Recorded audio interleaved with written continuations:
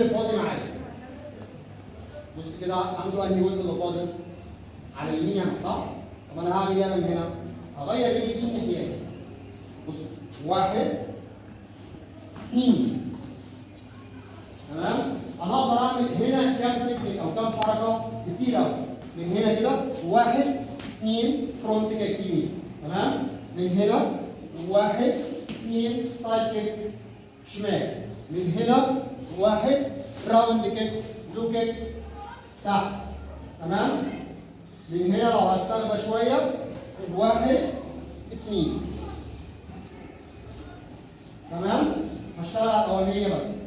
انا واقف هنا 1 2 اتفقنا؟ تاني واقف اتحرك 1 2 طب يا كابتن هو يستناني حتى تاني هنا هو هيضرب راوند بجاب تمام؟ انا هنا بقى احط ايديا امام 1 2 بس ما لحقش يلعب صح؟ 1 2 خلاص انت عينك اسرع من الحركه بتاعته، توقع الحركه بتاعته وهو بيلعبها. مجرد ما يعمل كده حاجه جايه لي من ناحيه اليمين، هيعمل كده حاجه هتجيلي من ناحيه الشمال. لو هو هيلعب الشمال بص كتفه هيتحرك ازاي؟ خلاص؟ هيلعب رجله الشمال بص وسطه عمل ايه؟ سحب لورا. طب هيلعب يمين كتفه عمل ايه؟ كتفه طلع معايا قدام. يلعب شمال يمين قصدي برضه بص رجله وسطه عمل ايه؟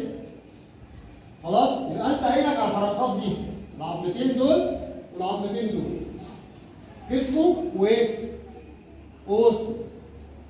احنا صورنا الموضوع ده اتفضحنا. الناس هتعرف الكتف بتاعه.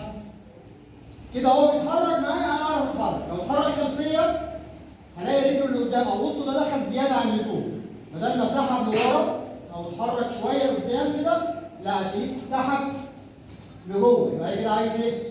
كده بقى في خلفيه جايه لي تمام؟ لا من اليمين بقى لا برجله لا بايه؟ بايده، مفيش حد هيلعبها كده مره واحده، لازم حركه ايه؟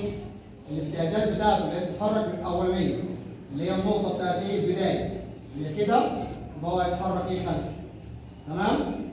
خلاص؟ عشان كده بقول لك ايه؟ لما تيجي تلعب شمال العب يمين. هو كده مش متوقع ايه؟ ضربه ثانيه عكس اتجاه الوسط، متوقع الوسط كله يمشي مع بعض تمام؟ خلاص؟ هلعب ارجع للتكنيك بتاعي، هيلعب يمين 1 2